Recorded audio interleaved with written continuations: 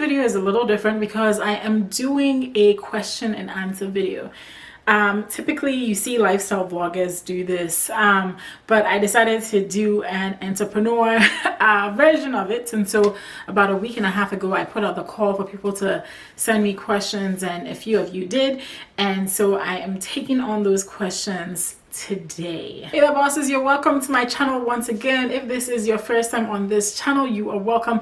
If this is the second, third, 100th time you've watched my video, thank you so much for watching, and thank you for coming back all the time. All right, so let's take the first question. I'm not doing this in any order. I'm just taking the question that I find most interesting and answering that first. But I'm gonna answer all the questions, okay?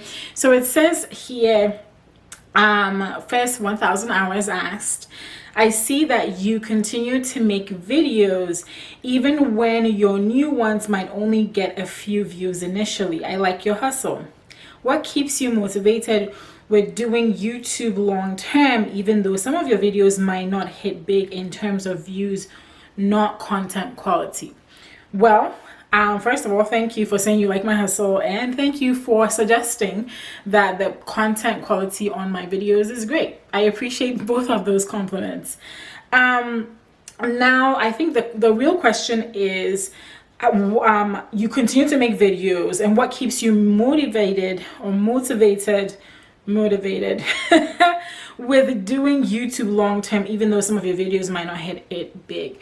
So this is a very nuanced question. I've thought about this question for the whole time I've seen this question, and I have a few answers. First of all, I enjoy doing YouTube. That's it. So one of the things that keeps me motivated is the fact that I really do enjoy sitting in front of my camera. I really do enjoy speaking to you all. I really do enjoy the whole process of editing, uploading. Like, I enjoy the creative process. So I think that's one of the things that keeps me going and moving, even though, like you clearly stated, my videos don't get thousands and thousands of views. I think I have one video now that's around 40,000 views. I have a few videos that have hit 1,000 views and over, but my channel typically really is a small channel. All right, so the thing that really keeps me going is the fact that I really do love doing these videos. The second thing is that I do get feedback from people that have watched my videos and have written me back somewhere, either email or Instagram, and sent me a message and said, thank you so much for your video on such and such a topic. I remember one specifically. This lady wrote to me, and I think she lives somewhere in Europe. I don't even know her name. I don't think she even follows me on Instagram. But one day she sent me a message on Instagram, and she just said, thank you very much for your video. I made some videos on becoming a social media manager way back when I first started this channel, and she wrote me back and said, because of your videos, I was able to start a career in social media management, and that meant a lot to me. There was another person that messaged me on Instagram and told me a similar story about how they pushed past their fears and got clients because of my videos. So for me, even though I may not get 10,000 views, 1,000,000 views on any of my videos, the fact that somebody gives me feedback that a video that I created helped them, or, you know, even through my videos, I have digital products. If you look in the description below this video, I do have digital products. People watch my videos, click on those links, and buy those digital products. So being able to impact people's lives, being able to generate some sales, being able to, like, people have come to me for coaching because I have a YouTube channel. For me, that is a win enough and motivation enough for me to continue, because the truth is that you don't need 10 million subscribers, and you don't need to get thousands and thousands of views on your video for it to benefit your business, for it to benefit the goals that you have. So personally, I think that you have to be, if you want to do YouTube long term, you have to enjoy the process, and then also see the impact that it's having on people, whether that impact is through your free content or that impact is through your paid content. And even if you don't have any kind of business value tied to this, there has to be some kind of enjoyment, to this. Most of the people that I know are doing this long term. A lot of them do it because they enjoy it, and there's also the benefit of getting paid through YouTube AdSense. But also for me, I'm not monetized on this channel yet, by the way, guys. I'm still working my way towards that, but I am monetized in a sense because people do click through and get my digital products. People do click through and use my affiliate links. So even though YouTube may not be paying me, I am getting some benefit from putting out consistent content on these topics. So that's my motivation. Another thing that really motivates me is this, that, eventually victory comes to the patient and the people that have been persistent the longest. And I've seen this in multiple areas of life, multiple industries, multiple lanes of life, that I've only been super active on YouTube for maybe 2 years. Okay, now I know that that's enough time for some people to have, I've been on this platform, watched people come, start creating and hit 100K subscribers. Okay, they came after me and then hit 100K subscribers and millions of views. And I feel like there's so many reasons why that may happen. So many reasons why I can't even get into. Maybe they had a really good coach. Perhaps we don't even know the things that they tried before. This one was the one that finally became successful. So I try really, really hard not to compare my journey to those people's journeys, because we're on two different journeys and we have two different sets of resources available to us, and there's so many other variables that go into this. So I have determined to play the long game here on YouTube and not look at the people that have skyrocketed to fame and success as my measure. I'm running my own race and I need to go on my own path. Now, if that means that in the next year somehow the algorithm favors my content and I hit 100K subscribers, I hit 1 million views, and I'm making all this money from my YouTube AdSense and digital products, so be it. I fully embrace that. But until then, I'm taking the journey one day at a time. I'm doing my best. Every video that I put on here is very well researched, very well tagged. I really do take a lot of time. I write my scripts out before I do videos, although this one I didn't write the script out, but I really do put a lot of work into it. And slowly but surely, I'm beginning to see that pay off. So I'll show you a screenshot of some of my analytics, and you can see here that up until, let's say, December of 2019, I wasn't getting that many views per day. I was getting maybe 2 hours of watch time per day, literally. And I have to be honest and say that back then, I wasn't using the same strategy I'm using now when it comes to using TubeBuddy and really, really deeply researching my videos before I put them out. So anyway, I had put some videos out towards the end of last year where I began to implement the strategy that I'm using now. I'm always learning and implementing new strategies or improving on my strategy to help me move forward. And as you can see, starting somewhere in March, my channel began to take off in terms of views and watch hours. And that's exactly what I'm talking about, right? Like for about a year, I just trudged along, but I wasn't really strategic with my research and making sure my videos were super optimized, and also not just optimized for search, but also optimized for search engines, for suggested videos. And so implementing some of those things now I'm really seeing a difference. And as you saw in that graph, it has helped me a lot. So I only expect that as I continue to implement these, I'm just going to go higher and higher. The second question is, how has your business shifted during the pandemic? Well, a lot of you know I'm a freelance writer, right? And so I create content for my clients. And towards the end of last year, I got some really big clients, and both of them came from LinkedIn. So this is why LinkedIn is so powerful. I got clients who were going to be paying me thousands of dollars each month for doing work for them. Well, once the pandemic started, they did have to drop off, because both of their businesses depended on there not being a pandemic, right? And now that the pandemic was in full swing, it was really going to be hard for them to like deal with their internal issues and then pay me as well.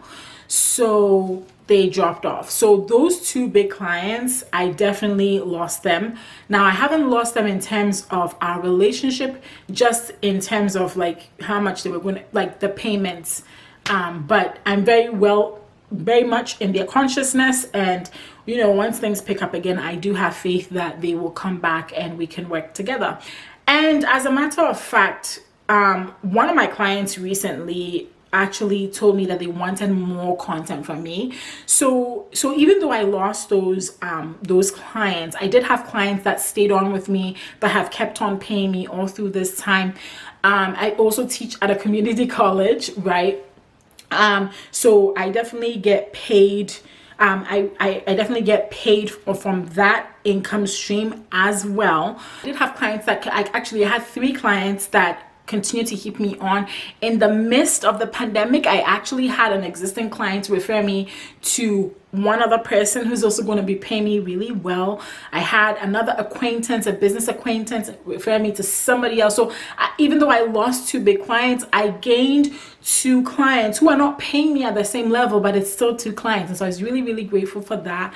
And so, yes, I have clientele. I have people that are still paying me to write content for them throughout this pandemic. So to be honest, I'm really, really grateful. And also I launched a book, right? I launched Win at Freelance Writing, link is in the bio.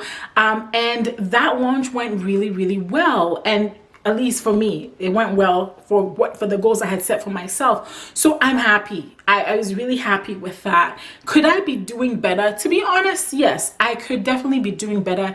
And I've been really, delving into a lot of self-education and strategy to help me move my business to the next level and get to the next income level, because I do have goals for myself as well to reach certain income levels in my business. But to be honest, with how the pandemic happened and everything that has gone on, I have to say that I've stayed afloat, and I'm very, very grateful for that. So that's what has happened to my business during this pandemic. The next question was, how do you balance all of your jobs? Now, I'm not sure what you mean here, or what you meant by all of my jobs. Let me take a sip of water. Okay, so all of my jobs. Well, I mean, I do work as a community college instructor. That's one job, I would say, and I consider it an income stream. I'm very happy. I love to teach. I really love teaching. I didn't think I'd love it that much, but I love it. I also write. So I'm doing freelance right now. I have my YouTube channel, and I also coach people. So I would say those are my jobs. Now, of course, I am also a mother and a wife. And I have a lot of responsibility in church as well. So how do I balance it all? I think I answered this question before in another Q&A I did a long time ago. You can check out that video here. And I'm going to give you the same answer I gave in that video. And basically what I said in that video is I don't think balance is a real thing. And the reason I'm saying that is because it's hard to do it. It's hard to balance anything. It's hard to balance. Of course, I told you all the roles I juggle, right? It's a lot of things. I'm teaching at college, I'm freelancing, I'm doing YouTube, I'm coaching, I'm a mom, I'm a wife. It's like a lot of things, right? And definitely there are times when I felt like I have dropped the ball. So I'm not going to come and sit on here and tell you that I've been able to handle it all perfectly well. However, having a calendar helps me a lot, or having a plan helps me a lot. And so if I know that I'm teaching right now, we're on summer break from school. So I mean, I'm on my summer break and I have all the time to myself to do all the things that I enjoy to do. But then the semester starts and that's a different story. So what I tell myself is that everything is temporary. So even though I may be working on my YouTube channel, I may be, today, right now, as I'm doing this, I'm working on my YouTube channel, or I need to, be teaching. I just find ways and means to spend time with my family. I find ways and means to spend time with my son.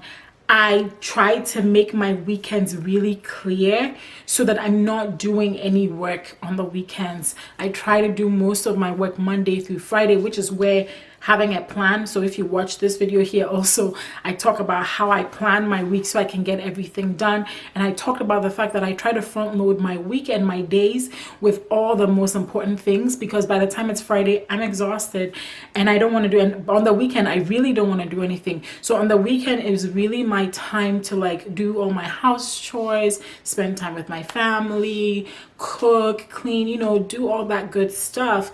And then during the week, it is time to focus on the work, you know, the income generating activities.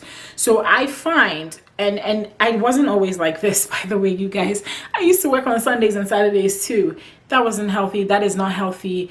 I really do not, I don't take coaching clients on Saturdays. I the most I'll do on a Saturday is go to a mastermind meeting. That's the most I'll do, right? Because that then it's just me brainstorming with like-minded people. That's the most I'll do. But Monday through Friday is really when I work. Saturday and Sunday is really my time with my family, my time to decompress and do the things that need to be done around the house.